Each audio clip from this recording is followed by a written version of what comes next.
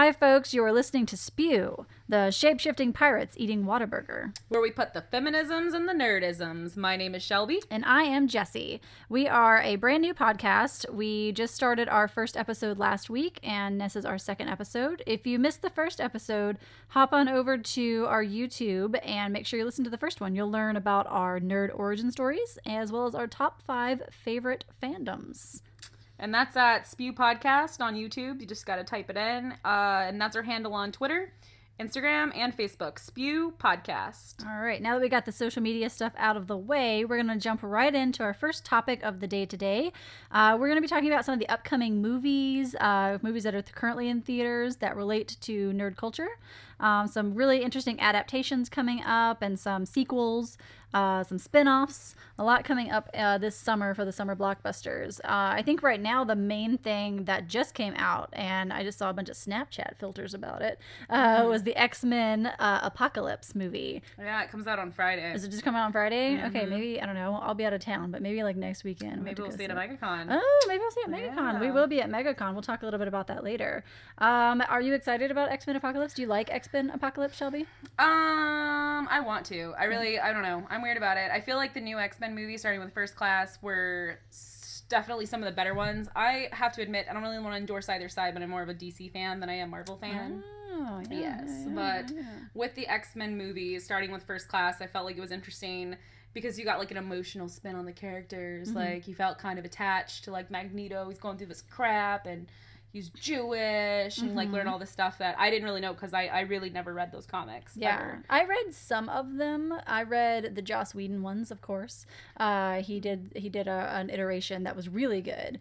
I have it if you want to borrow it. Yeah. So I really like that. Yeah. There's so much I liked about the original X-Men live action movies that aren't in the ones starting with First Class. But there's talking about like Sabretooth and shit. No, I'm talking about. Which ones are you talking about? I'm talking about Nightcrawler, who is my favorite X-Men. He was amazing. In the which one? The second original live action. I think he was in the second original. He may have been in the first one. It's been so long since I've seen them. Poofs of Smoke. Yeah, Poofs of Smoke. Yeah. He's he's an awesome X-Men. He's always been my favorite X-Men. I think he probably came in on the second. I haven't seen them in forever, but I think he probably came in on the second. Or was there 3? Was there 2 or 3? There was 3. I know they ended with Gandalf playing chess, and then you find out he still has powers. Right. Yeah. So I don't remember which one that was, but yeah, he was actually really cool. The first one is ridiculous. Yeah, I feel like before I go see X-Men Apocalypse, I really need to watch all the other ones in order because I just don't remember most of them. At least the First Class. Yeah, at least the First Class. Younger. Yeah, at least the First Class one. I always feel a little weird about,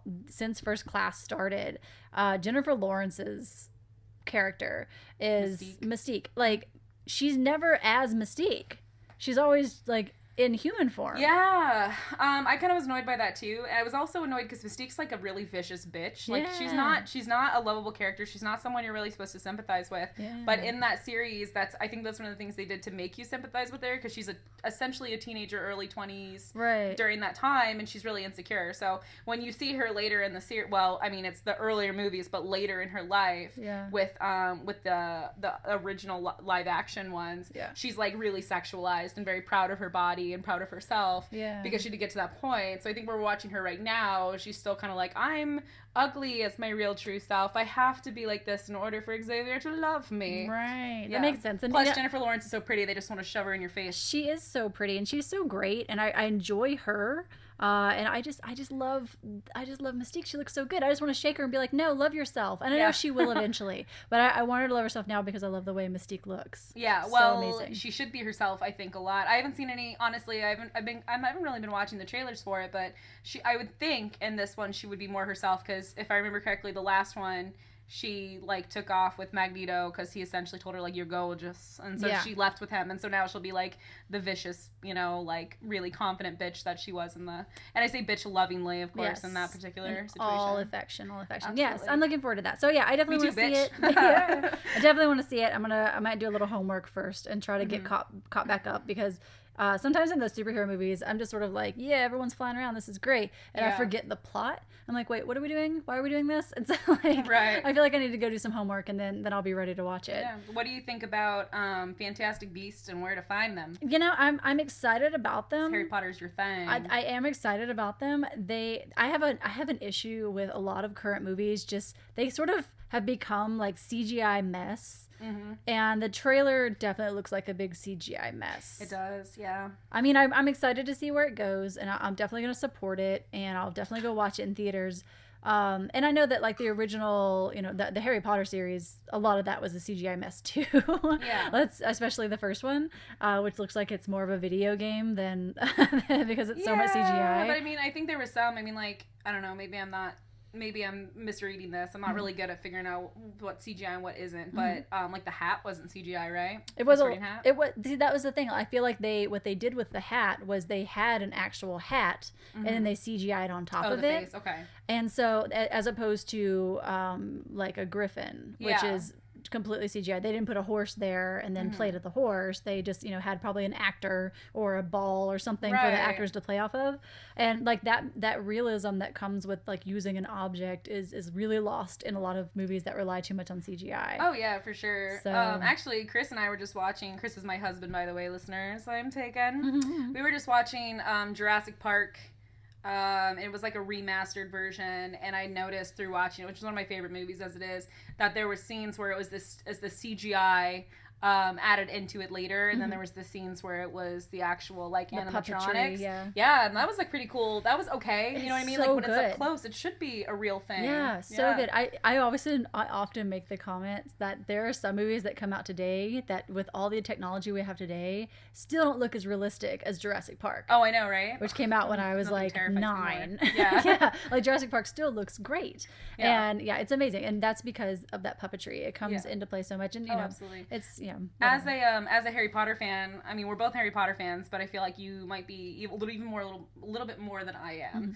How do you feel about them taking liberty with like a universe that you love and know so well? Like nobody knows what's coming, really. Yeah, like I'm looking forward to the expansion of it. I always want more, but there is always that fear of like, are you gonna ruin this for me? Yeah, like, right. Because so you know sometimes you know the best universe is what the readers imagined, and nothing's gonna really surpass that. Absolutely. And, you know, they took a lot of liberties, obviously, with the movies. And there's, you know, I have this one friend, Allison. Hi, Allison. I love you, honey. I know you're listening. Who is, she is the most diehard Harry Potter fan I know. Yeah. And watching the movie with her is unbearable because she knows every single detail from the books, and she will point them all out to you. And I love her encyclopedic knowledge of the books. Yeah. But I'm able usually to separate the two mediums. Yeah. I can separate the movies, and I'm like, I like the movie, and I'm going to pretend like it has nothing to do with the books that I've read. And then I can like the books and pretend like they have nothing to do with the movies that I've watched. And I can enjoy both things. And there are some people like my dear, beautiful, beloved Allison who have a little trouble doing that. But so because of that, because I have that ability to separate the things, I believe that I'll be able to like Fantastic Beasts on its own merit. Yeah. And try not to compare it too much. I like being kind of an OG and having something over other people, so I'm not gonna like saying I like being pretentious about books. A little bit's good, absolutely. We've got the Warcraft movie coming up, which I know as our resident World of Warcraft fanatic, you're very excited about. I hope. I don't really know how to word this. I am just because we've been waiting for so long. But I remember being, I mean, honestly, almost. I would say like 7 years ago is when I first heard that they were making a Warcraft movie. And that's whenever Warcraft was a really big deal. Like everybody and their grandmother played World of Warcraft. So we were excited about it then. You know, and Blizzard has slowly started to kind of go down. I do believe, slightly related, that today is the release for Overwatch, which is their new MMO. And which is like nothing like... which is going to be nothing like World of Warcraft, it looks like. I haven't played it. I don't know if I'm going to, because I don't have time for that. But as far as the movie, I think that it's too little too late. I'm going to go see it anyways, because it's like, I get to be like, yeah, Stormwind, woo, Alliance. But like, people are going to tear it apart. I mean, I like good CGI when it's good.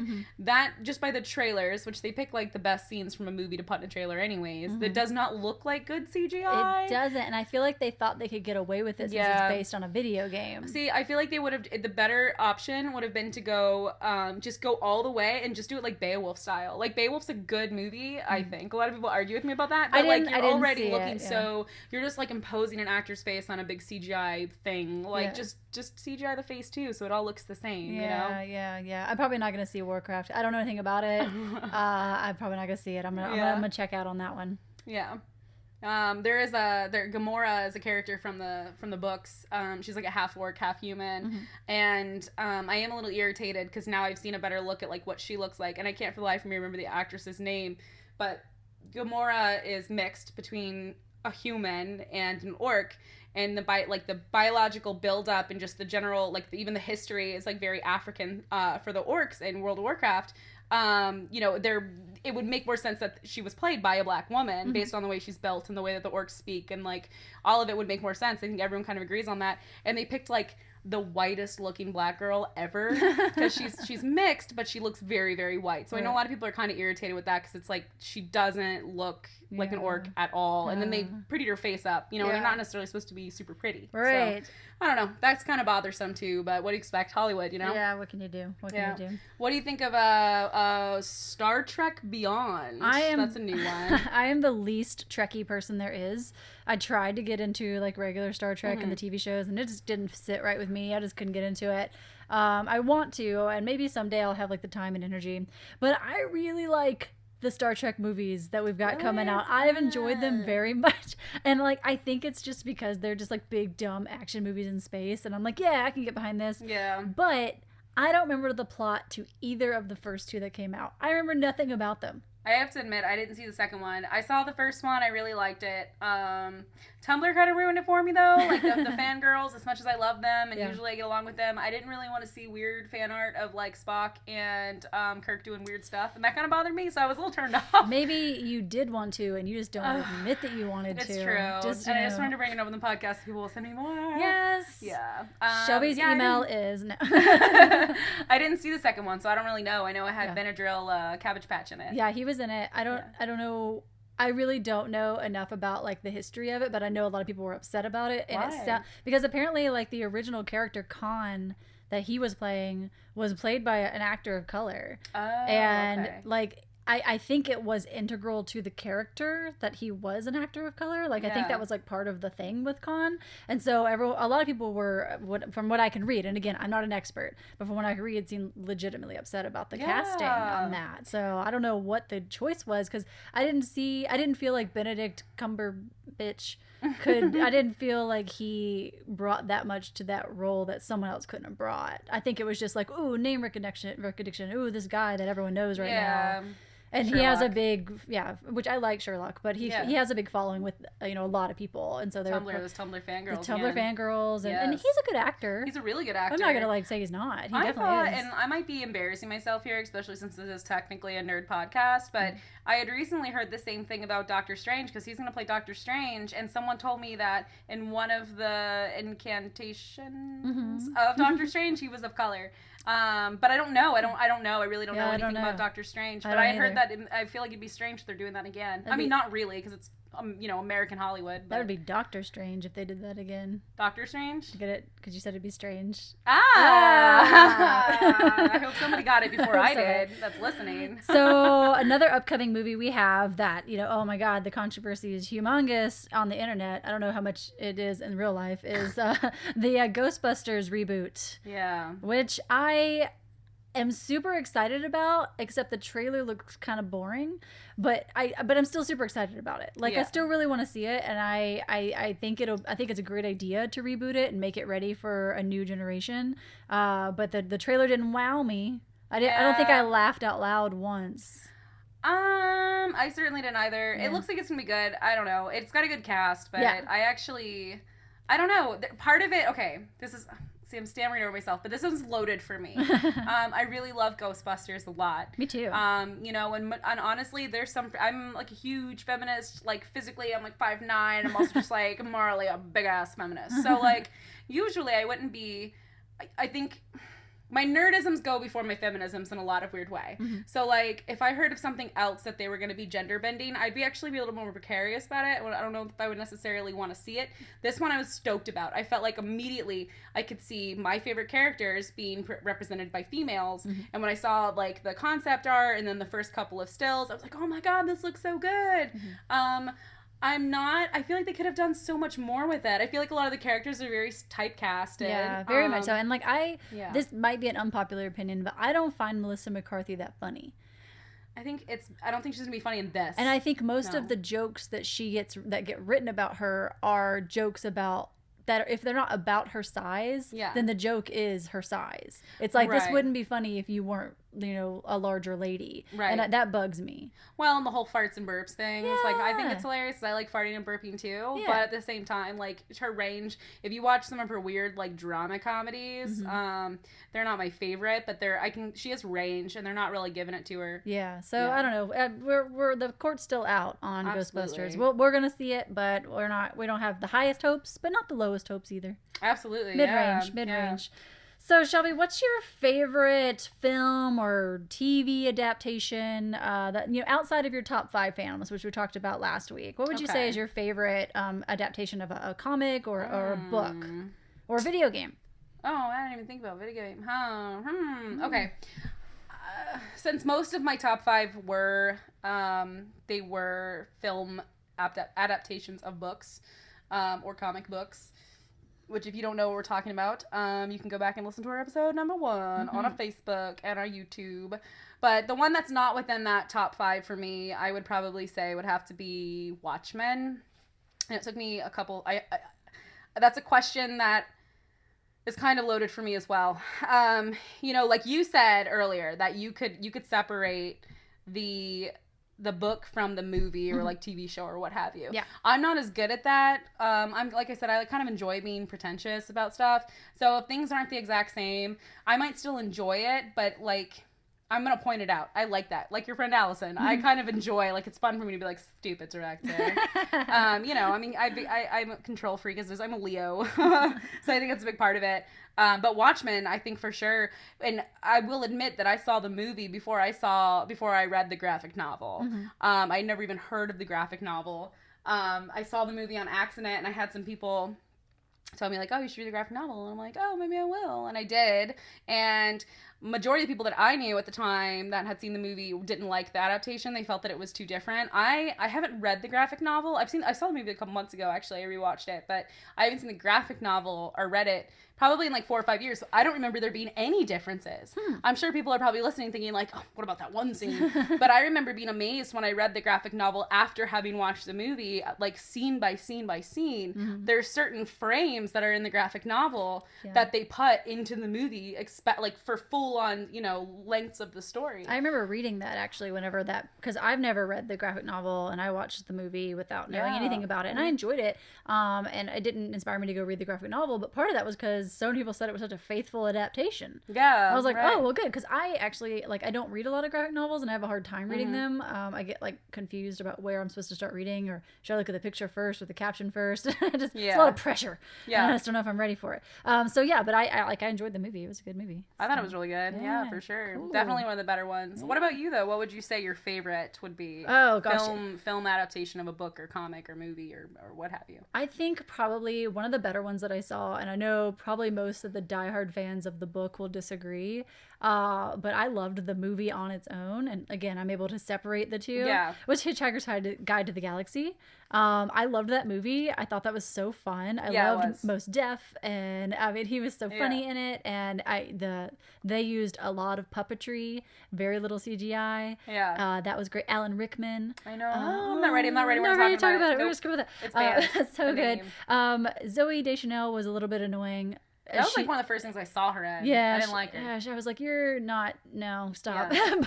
Which sucked because like the one female character I was like, about. Yeah. I hate that. Are you the one that told me Martin Freeman's kind of a D-bag in real life? He's a little bit of a D-bag in real life. Aww. Or he's either a D-bag in real life or he's just not media savvy enough to realize that jokes that work with his friends don't necessarily work with reporters. And he's said things like in interviews where it's like, okay, that might be funny if we were like bros at a pub or whatever they have in Britain, but it's not okay when you're like talking to a general media audience and people who don't know you. So I don't know, he's a little bit, he's either a D-bag or he's just very unpolished. I'm not sure which one, but he was great in Hitchhiker's Guide to the Galaxy. Of course, he's great in a lot. He's a good actor. Great. He's such a great actor. Was there a lot of stray from the book for you, or I read the first 2 or 3 in that series, and I felt like they captured the tone, and that was what I was worried about, because the most unique thing about the book is not necessarily all the little things and quirks and all that. It's the tone, the overall tone of the characters, and I feel like they did a really, really good job of that. Yeah, for they sure. definitely stayed faithful to that. There were a lot of different changes and things. I mean, it's a huge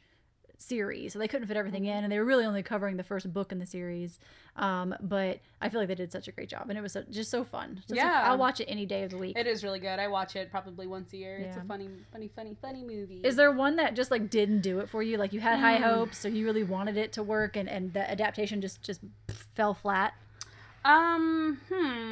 There's a couple, but I mean, I think the one, if something's crappy, kind of like going back to the Warcraft movie, it's gonna be crappy. I'm like 99.9% sure it's gonna be super shitty. Mm-hmm. I'm still gonna watch it, and then I'll probably watch it again when it pops up on HBO, because it's like, oh, well, you know, it's fun. I like the game. I'll sit here and watch this mindless entertainment. Mm-hmm. There's one thing that mattered so much to me, and they screwed it up so bad that I can't even forgive CBS. And I feel like anyone who knows me at all out there, which hopefully someone knows me that's listening to my podcast, it's the Supergirl series. I've been obsessed with Supergirl my whole life. My dad, he calls me his Supergirl.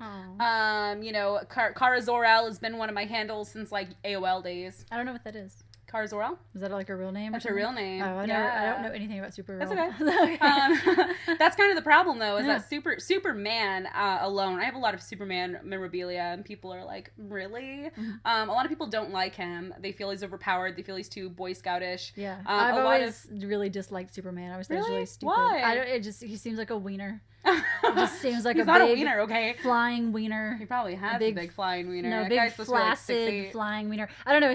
It's the Boy Scout thing. Like, he just doesn't seem like, and he probably does, like in the comics. I'm sure there's like some dark Superman comic, but he just doesn't seem like he has a dark side, and I just find that so boring. And in the newer ones, in the Earth one, and they've kind of rebooted a lot of. They're rebooting all of Justice League. That's what Superman versus Batman was to gear up to that. Yeah. But you know, when you read some of the newer comics, they did give him a pretty dark side. It's not as dark as like Batman on his best days, you know, but it's still it makes sense with his character. Yeah. And they brought that out a little bit in the Superman reboot that came out a couple years ago. Right, you know, the one that led up to the Superman versus Batman that just came out. Okay. So they gave him a kind of a dark history, not history, but like a dark mindset. I mean, you have to remember, this is somebody who could destroy the whole world with absolutely nothing, and a lot of people don't like him for that reason, because he's overpowered or OP. But he loves the world. It's not a part of him though, and the world's like turning on him now. Did you see Superman versus Batman by chance? No, because you know what? The only thing I hate more than Superman is Batman.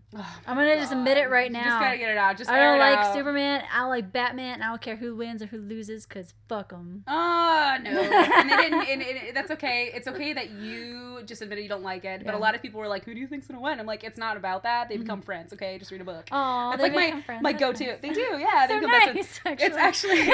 I know we kind of went off on like off topic because we're talking about Supergirl, but something I think you would find interesting is that the Superman versus Batman, the comic series, there's graphic novels. It's one of my favorites, and it's one of them. It's not really recent, but it's one of the newer. I'm talking like within 10-15 years. Graphic novels. It's still really colorful, and like the comic art's really nice. But they essentially like. There's more to the story, but if I had to describe it to you in a matter of like 10 seconds.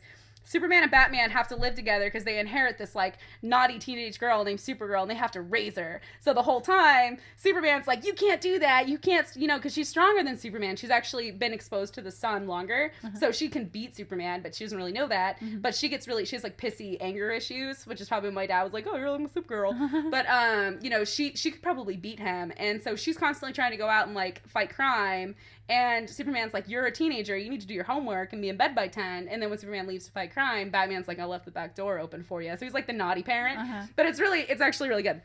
But they didn't bring that in. Of course, they brought Wonder Woman in instead of Supergirl. But the TV show, and I don't want to keep going on about this, but the TV show was really disappointing for me. I've been waiting for it for a good year. I was so excited. It's a character that I've loved for a really long time, and I'm constantly having to justify my love for not just, anything Kryptonian, because everyone hates it. And Supergirl especially was really important to me. And they just bombed it. It's the actress, she's cute, but I'm not really sure where they were going with her. The first episode, she just immediately like comes into her powers and everything's great, and she's like, there's a whole fashion sequence, like a fashion montage, and then there's a boy. Yeah, so it's like, that's great. So I literally watched the first maybe 3 episodes, and then I just was like, I'm never watching this again. And I think it's already, like, we're talking about it, I think it's already been canceled. Yeah. Oh, that's awful. That's so disappointing. Because I remember hearing about it and thinking like, oh, if that's good, I'll watch it. But yeah, now I'm not gonna watch it now. No, don't. Not at all. Not at all. I would feel like there's one series that I really loved. I loved the books, and Hollywood just ruined the adaptation for me to the point where like I can't even enjoy it separate. It's just not a good movie. Yeah. And the series is His Dark Materials, and the movie was The Golden Compass. And I don't know if you've ever read His Dark Materials, but it's an excellent series. It's technically a young adult fiction, children's book kind of thing, right? For the teens. And it was written by an author who had read Narnia, was really into Narnia, but he was put off by the religious overtones of it. And as an atheist, I think that he sort of wanted to make an alternative story. Okay. So an epic starring a little girl who goes off to save her world, but not with the Jesus overtones that Narnia has. Oh, cool. And it's a really awesome series. I have it if you want to borrow it. Oh, you know what? Now that you're talking about it, I do remember when that came out, but I saw the movie. That was a while back, right? Yeah, it was I saw it, and I didn't know that it was good or bad because I never even heard of the book. Yeah. So you have know more about it than I do. The movie was terrible. I mean, the little girl that they got... Polar bear. Yeah, Polar bear thing was cool. It was a CGI mess. That was one of the big things. The little girl was cool. The actress was really well done, and I felt the little girl was true to the character. That was the only good thing about it, really. But pretty much every character they got everything wrong. Yeah. And they really made that really immersive, expansive world that was created in the books feel very small. Okay. And they did a terrible job. And they did not. They were not brave enough to include there's a little bit of an anti-religious tone in the books. Oh, really? It's very much so. It's not anti-religious, anti-corrupt religion, overreaching power of religion. Right. And they were not brave enough to put that in the movie. Oh, wow. Because it got a lot of protests. Like the Christians were really upset about it. Because in the books, spoiler alert, the Christians said that in the books the kids go off on a quest to kill God. Not true at all. But I can see how they arrived at that conclusion if they're illiterate. Right. So, yeah. Which they usually are. Now we become the anti-religious podcast. Crap.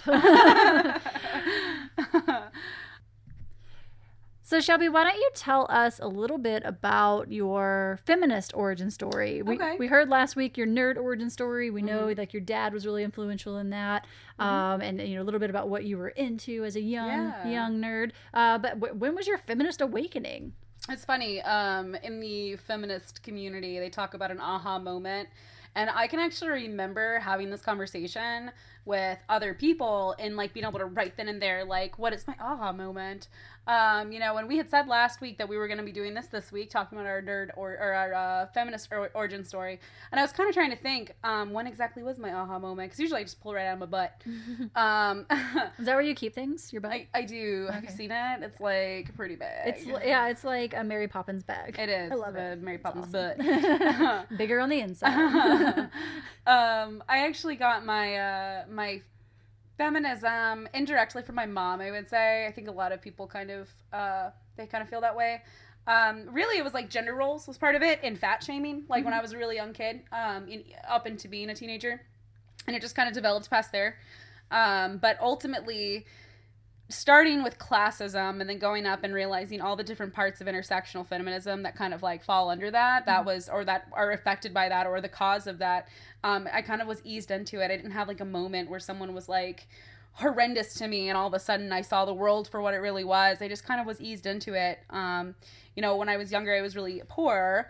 Our family had struggled a bit, and my mom, who is incredibly educated, and she's smart. I wouldn't say educated, because really no one in my family really has gone that far as to like go to college for a long period of time, because we were poor, so we always had to work. But I remember my mom, she was working jobs that she was way too smart for the majority of my childhood. And there was a day that she had come home from this receptionist job that she hated, or she was like an office assistant or something. It was something she was way too smart for, had no interest in. And she was in tears, and it's weird. I almost feel like awkward kind of like bringing this up, but it was really, I think, the closest thing to an aha moment I've had. And I was probably 8, and like I said, she came home and she was in tears. And I remember sitting there and listening to my dad talk to her. This conversation wasn't happening for me or to me, it was happening in front of me. And there was these girls there that had always been kind of crappy to my mother, who's like in her mid-20s at this point, and they were probably about the same age. And they had always been kind of rude to her, purposely not inviting her to lunches and crap like that. And I don't think my mom's the kind of person that gave like 2 shits. Like, I got that from her. But they had actually pulled her aside one day and told her, like, in this weird fake polite way, that she smelled bad. Yeah. What the hell? Right. And which is not true. I mean, first of all. Wow, that's like really rude. It's really like Mean Girls High School. Yeah. And I think it's the kind of thing, knowing my mother, knowing how much of my personality I got from her, I think that it was something that she probably like was like, are you kidding me? Yeah. Like, to them, like, kind of laughed off. But when you dwell on stuff like that and how mean people can be, and the fact that they had kind of pointed to the fact that they knew my family was a little not disadvantaged, but still poor. You know, we didn't have as much money as most people in Naples. I think that started to kind of bother her, and that's where they were going with that. And my mom's response to it, and I just have to explain, like, this was like one of my most memorable childhood memories, like one of the negative ones, because I couldn't understand why anyone would be mean to my mom, first of all. Right. Second of all, I wasn't really sure I wasn't aware of girl hate at the time, so I really didn't understand why these people that my mom worked with, like, they would be mean to her. Like, that's a terrible thing to say. Yeah. But my mother's response to that was to go back to work the next day wearing air fresheners in her ear. Oh my God, that's just to amazing. kind of like stick it to them. So little things like that had kind of led me to realize, you know, that certain women were treated differently. And at first, when I got a little bit older, I was like, this is a classist issue. It's because we're poor. And then looking back on other things that I had watched my mom or other women in my life go through, and then as I got older, the things I went through, you start to realize, well, some of it is classism and some of it is sexism. Like, they kind of go hand in hand a lot of the times. Because if you take a poor woman, you know, and she calls the cops for something, she's not going to be taken nearly as seriously as like a poor man would. Right. You know, there's just little things that just kind of started to come together. I didn't really have like an aha moment where I was just, you know, all of a sudden a feminist. I think I was raised that way partially, and then I ran with it when I realized how fucked up everything was. Yeah, so more like an accumulation of moments for than, sure. than a single moment. That's for awesome. sure. That's Yeah, great. definitely. What about you? What would you say your feminist aha moment was? You know, like my mother was not necessarily a feminist, but she was a single mom, so I got to see her doing a lot of it on her own. And so, you know, that was, you know, she was a good role model as far as that. You know, she taught me from a very young age, don't depend on a man for nothing. Jessica, good old Texas Belle. Yeah, she's like, Jessica, don't depend on a man because the man will leave you. And what she meant by that more was my dad passed away when I was young, and she was like, even if he wants to stay with you, doesn't necessarily mean he always will. And so you should always be prepared to financially support yourself. Right. And so that was, you know, that was definitely an early lesson. But I still wouldn't have necessarily said that she was doing it from like a political standpoint, so it was just a self-preservation standpoint. Right. And I didn't absorb a lot of feminist messages until much later in life. And I remember being one of those girls that was like, I like boys more than girls.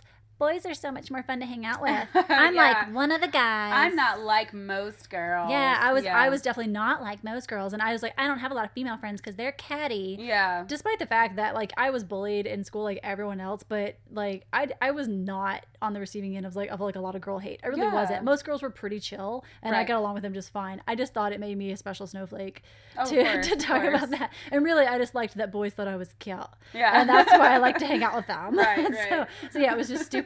And I remember my aha moment was the result of an internet argument. Yes, people, internet arguments can change people's minds. They can, right? They can, because a girl was arguing with me about something on a punk website. It was like punk forums, and we were talking about punk music, and she was talking about feminist punk bands, and I was like, didn't know that was a thing. I don't know why you need feminist punk bands. Yeah. And she was like, well, you don't consider yourself a feminist? And I was like, no. And she was like, why not? I believe in equality. Well, I had no answer, honestly. Right. I was like, I let me Google this, like, because Yeah. I really didn't know, and I didn't have any negative perception of feminists. I had a neutral, no understanding of feminists. Yeah. So after I looked into it, and then looked into it a lot, and then became obsessive, like I tend to be. Right. I realized that I was 100% a feminist, and in fact, that was where that became central to my identity. Of course, and that became a thing that I was really interested in. So as I got smarter and read more, I moved away from the Spice Girls feminism and more towards the intersectional feminism. Yeah, like the actual right. And it's funny too because I've talked to some friends about that, about the different levels. I mean, there's so many different types of feminism for the listeners, and we're gonna do a little shout out here. Jesse and I have a friend named Angela who's amazing. Oh, hi Angela, we love you. What's up, Angela? But she's one of the smartest women's I know. And in regards to feminism, she's opened my eyes a lot just in the last year to like the different types, and like even though some waves of feminism are no longer really necessary, they're still really relevant to the way that feminism is changing, and so it's interesting to me for sure. It's kind of like you said, it doesn't look like you had a moment of like lightning strike either. Like you have to really learn about it and kind of. Yeah, absolutely. Like whenever I first was a baby feminist, I did not understand, because I'm a white woman and I'm a mostly straight woman. I'm a cis woman. Like I didn't understand all the other aspects. Oh yeah. Of all the other levels of oppression that can go into a woman's experience. And so, I probably said some pretty insensitive things early on. And thankfully, I've always run into people on the internet who are willing to tell me that I'm doing it wrong. Right. And yeah. I've always appreciated that. And I can learn from that. And Absolutely. or I'll look at other conversations people are having and I'll see someone being really defensive about being told, that's insensitive or that's wrong or that's oppressive. And they get real defensive about it. And I'm just, not like I'm such a good person, because I do sometimes like get like, oh, really? I have to change again? Yeah, I know. but for the most part, when someone educates someone that way, even if it's not in a nice tone, even if they're like, no, you're being fucking stupid, like I appreciate that, because then I can make myself better. Yeah. And that's one of my goals as a feminist, is you can always improve, you can always be more inclusive, you can always make the space better for everyone around you. Definitely. I think that's one of the things too that I've always related to you as a feminist specifically. If the listeners can't already tell, based on our slight accent and Jesse's like over the top accent more often than not. We're both Southern. I'm a 8th generation Southern Floridian. So I have a bit of an accent. My family's been here a long time. Jesse's from Texas. Yes, ma'am. From all Texas. Oh, yes, ma'am. So I think that there's almost like a section of white feminism, white cisgendered feminism, where when you add on that element of Southern culture, that's where I struggled for a while, because first of all, in the South, I grew up with a lot of people of color in general. And I always assumed, going back to kind of that classism thing, like I was like, well, I was poor too, so like, what are you talking about? Like, how what's white privilege? Like, right. I'm poor, just like you were. We grew up in the same neighborhood. Yeah. That took me a long time. And I think it's really important that, like, that you were able to admit that it took you a while to get to the point where you realized you were wrong, because a lot of people don't talk about those moments in their lives. A lot of people will either never acknowledge that they were wrong, or they'll be like, oh, I was right the whole time. I knew it from the beginning. Like, I just turned on the light and I understood intersectional feminism. I think it's really important to be kind to people and be like, you're wrong. This is why, honey. Mm-hmm. And, like, admit, like, I was wrong at one point, too. I think that's one thing that I'd like to see change a little bit in the feminist community. I feel like a lot of us, we all hold each other to a higher standard than the general public. And we can get a little upset whenever we let each other down. But we just got to remember, like, we're all works in progress. Yeah. We're all on the same path towards being, more highly evolved people. Yes. And I am very impatient with people that I love when they say stupid things. Mm-hmm. And I get in fights more often with the people I love when they say something that I think is ignorant, or you think highly of them. Yeah, and I'm like, I thought we were cool. Yeah. I thought you were amazing. I thought you were one of us. And then you go off and say something stupid about Freddie Gray, and then we got to throw down. Right. And so it's definitely. But I was not always so smart, and I have to remember that. Not that my friends are so dumb, just they don't necessarily read the same stuff that I read. They don't see the same stuff that I see. Mm-hmm. So I just, instead of me just calling them dumb and being done with it, like I need to work on just being like, here's what I think about it, and maybe you will see from my perspective, and maybe you won't, but hopefully you will. Oh, yeah. Yeah. Absolutely. So, very cool. Yeah. So, what do we got coming up next? We're almost out of time. What do we got coming up on next Tuesday when we do the next podcast? Next Tuesday, we are going to have a very special guest. Somebody that we're going to interview talk show style. It's going to be very exciting, and I think this person will have some interesting things to talk about with their fandoms and their relation to the feminist community. Yep. No spoilers on who this guest will be. It's going to be a special surprise. You'll have to tune in next week. And then we also want to do something a little fun.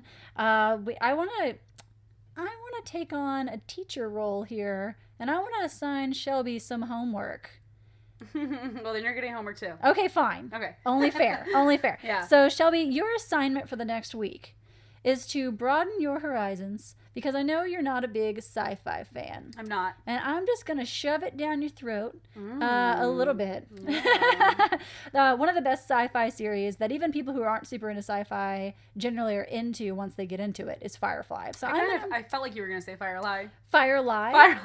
Firefly. Firefly. I felt like you were going to say Firefly. We've talked about that a lot. Firefly is, I think it's essential viewing, and I think it's going to make you a better person. You think so? That's what I think. Oh, so I'm going to challenge you to watch 2 episodes. Good luck sticking to just 2, because I bet you're going to binge watch it all in a week. Yes. I don't know. I'm excited. I'm excited for that. Watch 2 episodes and get back to me. Talk to me about it next week. All right. Well, I see your Firefly, and I raise you a 2-episode binge of Gotham. Oh, God damn it. Yep. You gotta love it. You don't like Batman? Well, you know what? I gotta watch a movie about his hometown, or a show about his hometown. It's a show. It's a city, and he's actually not in it. So yeah, he's a baby. That's okay then. It's pre Batman Gotham. Oh, okay. You're actually really like it because he's not in it. That could be cool, actually. Yeah, I think you will like it. All right, I'm gonna keep an open mind. Yes, absolutely. Awesome. And we'll talk about it at the next episode. How you felt, how our lives were changed. If we will continue to watch them, that might be interesting. All right. Well, I'm looking forward to it. So, Absolutely. all right, thanks for listening, folks. And this is Jesi. And this is Shelby. And we are SPEW signing off. Bleh. Bleh.